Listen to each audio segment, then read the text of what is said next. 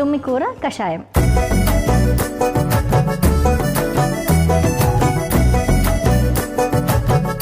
So తుమ్మికూర కషాయం తయారు చేసుకోవడానికి కావాల్సిన పదార్థాలు ఏంటో చూసేద్దాం. తుమ్మికూర, బెల్లం, అల్లం ముక్కలు. సో ఇప్పుడు ఎలా తయారు చేయాలి, ఎవరెవరు తీసుకోవాలి, ఎంత మోతాదులో తీసుకోవాలి, ఇవన్నీ కూడా తెలుసుకుందాం. మ్యామ్ ముందుగా ఏం చేద్దాం అంటే డికాక్షన్ అనుకున్నాం కదా కషాయం కాబట్టి, సో 2 గ్లాసెస్ వాటర్ని మనం స్టవ్ పైన పెట్టేసుకున్నాం. ఓకే.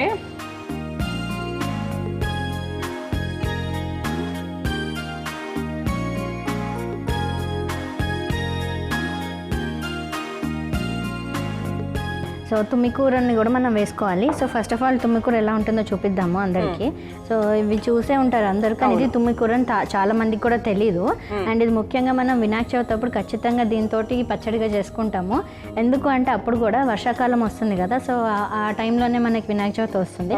అప్పుడు కూడా మన కడుపులో ఉన్నటువంటి వామ్స్ రావడము, తర్వాత యూరినరీ ఇన్ఫెక్షన్స్ రావడము అన్నీ జరుగుతూ ఉంటాయి. రకరకాల ఫీవర్స్ రావడం ఈ ఇన్ఫెక్షన్స్ వల్ల. సో వాటన్నింటిని తగ్గించడానికి న్యాచురల్గానే మన పద్ధతిలోనే, అంటే సంస్కృత పద్ధతిలోనే ఇలాంటివి చేసుకొని తినాలి అని చెప్తూ ఉంటారు. So preventive ఆస్పెక్ట్గా. సో ఇప్పుడు మనం అలాంటి తుమ్మికూరని మనం ఈరోజు వాడుతున్నాం. ఓకే. సో ఈ లీవ్స్ని కూడా మనం నల్ల వేసేద్దాం, హాఫ్ వేద్దాం.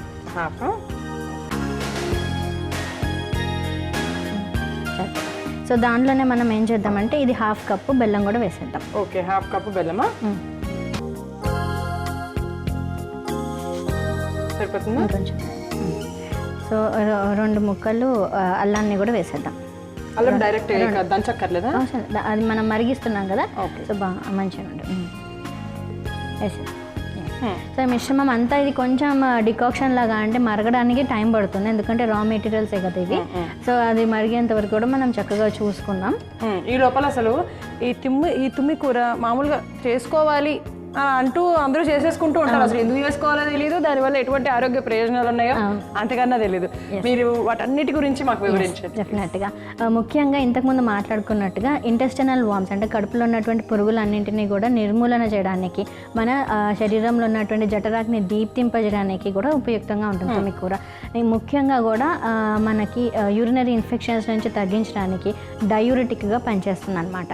సో ఇవన్నీ కూడా మనకి రీసెర్చ్లో ఉన్నాయన్నమాట. సో యాంటీ ఇన్ఫ్లమేటరీ, అంటే శరీరం వాపును తగ్గిస్తుంది. అంటే యూరినరీ ఇన్ఫెక్షన్ ఎప్పుడు వచ్చినా కానీ ఆ సంబంధితమైనటువంటి అవయవాలు వాపు వచ్చే అవకాశం. ఇప్పుడు కొంతమందికి కొంత పెద్దవాళ్ళు అయిన తర్వాత కేసు వచ్చిన తర్వాత నడిచినా నడవకపోయినా, అంటే ఎక్కువ కూర్చున్నా కాలు వాపులు వస్తాయి, ఎక్కువ నడిచినా కాలు వాపులు వస్తూ ఉంటాయి కదా, మరి అలాంటి వాళ్ళకి కూడా యూజ్ అవుతుందట.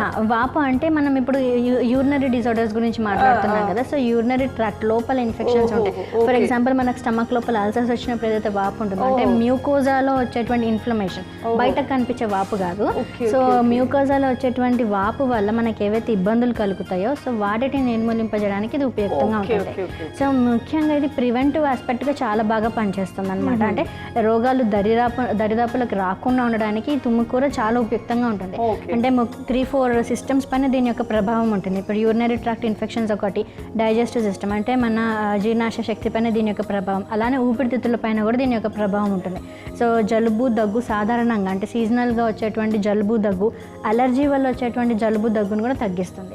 సో ఇవి మనకి సాధారణంగా అందరు మాట్లాడుతూనే ఉంటారు, జలుబు దగ్గు వచ్చింది తగ్గట్లేదు. అండ్ అది అలా రికరెంట్గా వస్తున్నప్పుడు ఏమవుతుందంటే మనకి ఇమ్యూనిటీ తగ్గిపోతూ ఉంటుంది. అండ్ అది జలుబు దగ్గు స్థానికంగా కాకుండా మొత్తం శరీరంలో, అంటే ఫర్ ఎగ్జాంపుల్ థ్రోట్లో మనకి డిస్టర్బెన్స్గా అనిపించినా అది దీర్ఘకాలికంగా ఏమవుతుందంటే ఊపిరితిత్తులకు కూడా చేరిపోతుంది. సో అవి ఇంకా ఎక్కువగా సివియారిటీ పెరిగిపోయి ఆస్తమా ఇలాంటి క్రానిక్ డిజీజెస్కి దారితీస్తుంది. సో అందుకనే మనం సీజనల్గా వచ్చేటువంటి వ్యాధులని మనము దానిపైన ప్రత్యేక దృష్టి పెట్టి ఇలా న్యాచురల్గానే మనము ఔషధాలను ఆహారంలో చేర్చుకొని తిన్నట్లయితే ఇమ్యూనిటీ పెరుగుతుంది. అలానే ఏదైతే స్థానికంగా ఉన్నటువంటి రోగాలు దీర్ఘకాలికంగా క్రానిక్ డిజీజెస్కి మారకుండా అక్కడ ఆపేస్తాయి. ఓకే. సో ఏదైనా సరే మనకు ఒక చిన్న సమస్య వచ్చినప్పుడు దాన్ని ఫస్ట్ తెలుసుకొని దానికి అప్పుడే ఇలాంటివి ఏవైనా కూడా తీసుకున్నట్లయితే తగ్గిపోతుంది అంటారు. ఎందుకంటే అది మళ్ళీ ఇంకా తగ్గుతుందిలే, అలానే తగ్గుతుందిలే అని వెయిట్ చేసే దానికంటే కొంచెం దానికి ఏదైనా ఒకటి అడ్రస్ చేస్తే, అంటే ఏదో చిన్న కషాయం లాగా కానీ, గోరువెచ్చని నీళ్ళు కానీ, కొంచెం లైఫ్ స్టైల్ మోడిఫికేషన్స్ కానీ ఇవన్నీ చేస్తూ ఉంటే న్యాచురల్గానే డిజీజ్ ఒకవేళ చిన్నపాటి, అంటే రోగం తీవ్రత తక్కువగా ఉంటే వెంటనే తగ్గిపోతుంది. అండ్ రోగి బలం, అంటే ఎవరైతే వ్యాధిగ్రస్తులుగా ఉన్నారో వాళ్ళ బలం కూడా బలంగా ఉండాలన్నమాట. వాళ్ళు బలంగా ఉంటే రోగం కొంచెం పెద్దగా ఉన్నప్పటికి కూడా మనకు చిన్న ఔషధాలతో వాళ్ళకి తక్కువైపోతారు. సో అదే ఇమ్యూనిటీ అంటారు. సో అవన్నీ ఈ సమపాలలో ఉండాలి. అంటే రోగి శక్తి బలంగా ఉండాలి, రోగం యొక్క శక్తి తక్కువగా ఉన్నప్పుడు మనకి ఇలాంటి ఔషధాలు ఉపయుక్తంగా ఉంటాయి. ఓకే, సో ఇప్పుడు ఇది మరి అయిపోయినట్టేనా?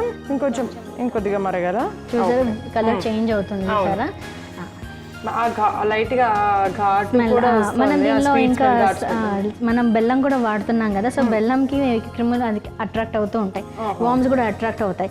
అండ్ సాధారణంగా అంటే ఎక్కువగా బెల్లం తీసుకుంటే కడుపులో పురుగులు వస్తాయని చెప్తారు.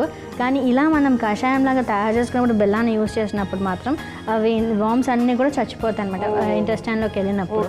అండ్ మనం వాడుతున్నటువంటి అల్లం కూడా మనకు అన్ని విధాలా ఉపయుక్తంగా ఉంటుంది. అల్లం అనేటువంటిది ఇంకా సంజీవిని అని చెప్పొచ్చు ఒకటి. అంటే ఏ వ్యాధికైనా మనం అల్లాన్ని వాడచ్చు, అది అన్ని విధాలుగా ఉపయుక్తంగా ఉంటుంది. సో వేడిని తగ్గిస్తుంది, చలవ చేస్తుంది, అండ్ మనకి జఠరాగ్నిని దీప్తింపజేస్తుంది. సో ఇన్ని విధాలుగా ఉపయోగపడుతుంది. ఓకే, సో ఇప్పుడు స్టవ్ ఆఫ్ చేసేద్దాం. ఓకే, ఇది ఏ టైంలో ఎంత తీసుకోవాలో కూడా చెప్పండి. ఎస్, ఇది మనం ప్రివెంటివ్ ఆస్పెక్ట్గా అని చెప్పాం కదా. సో ఇది మనం డైలీ ఇలా కషాయం చేసుకొని డైలీ ఒక 10 to 20 ml తీసేసుకోవచ్చు. అండ్ యూరినరీ ట్రాక్ట్ ఇన్ఫెక్షన్స్ అధికంగా ఉన్నప్పుడు మాత్రం 2 times అంటే 2 పూటలు 10 to 20 ml అలా ఒక 10 to 15 days మాత్రం వాడాలి. ఓకే, అప్పుడు మనకి దాని యొక్క రిజల్ట్స్ బాగుంటాయి.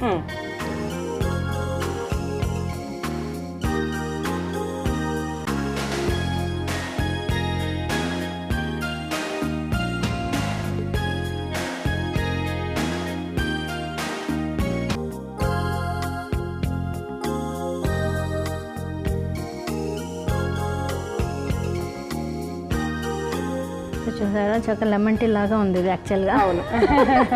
సో ఇలా మనం తీసుకున్నట్లయితే రోజుకి ఒక గ్లాస్ అంటే 20 ml ఇంత గ్లాస్ చొప్పున కూడా తీసుకోవచ్చు ప్రివెంటివ్ మెజర్గా. ఒకవేళ ఓన్లీ ఒక డిజీజ్ పరంగా అన్నట్టుగా అంటే మాత్రం 2 times in a day అలా ఒక 10 to 15 days వాడినట్లయితే యూరినరీ ట్రాక్ట్ ఇన్ఫెక్షన్స్ తగ్గుతాయి. అలానే మనకి ఇమ్యూనిటీ కూడా బాగా పెరుగుతుంది. సో ఎన్ని ఉపయోగాలు ఉన్నటువంటి తుమ్మికూర కషాయం రెడీగా ఉంది. సో చూసారు కదా, తుమ్మికూర కషాయం ఎలా తయారు చేసుకోవాలి, ఎప్పుడెప్పుడు తీసుకోవాలి, ఎన్ని రోజులు తీసుకోవాలి, ఏంటి అనేది. ఒకవేళ మీరు ఈ సమస్యలతో బాధపడుతున్నట్లయితే ఇలా తయారు చేసుకొని తీసుకోండి. ఆరోగ్యంగా ఆనందంగా ఉండండి.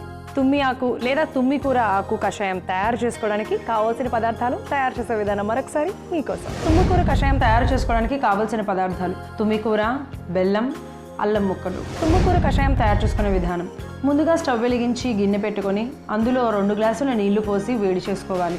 నీళ్లు వేడయ్యాక అందులో తుమ్మికూర, అరకప్పు బెల్లం, 2 ముక్కల అల్లం వేసి బాగా మరిగించుకోవాలి. మిశ్రమం బాగా మరిగాక గ్లాసులోకి వడపోసుకుంటే యూరినరీ ఇన్ఫెక్షన్స్ని, కడుపులో నుని పురుగుల సమస్యలను తగ్గించి, జీర్ణశక్తిని పెంచి, జలుబు దగ్గును తగ్గించి, ఇమ్యూనిటీని పెంచి తుమ్మికూర కషాయం రెడీ.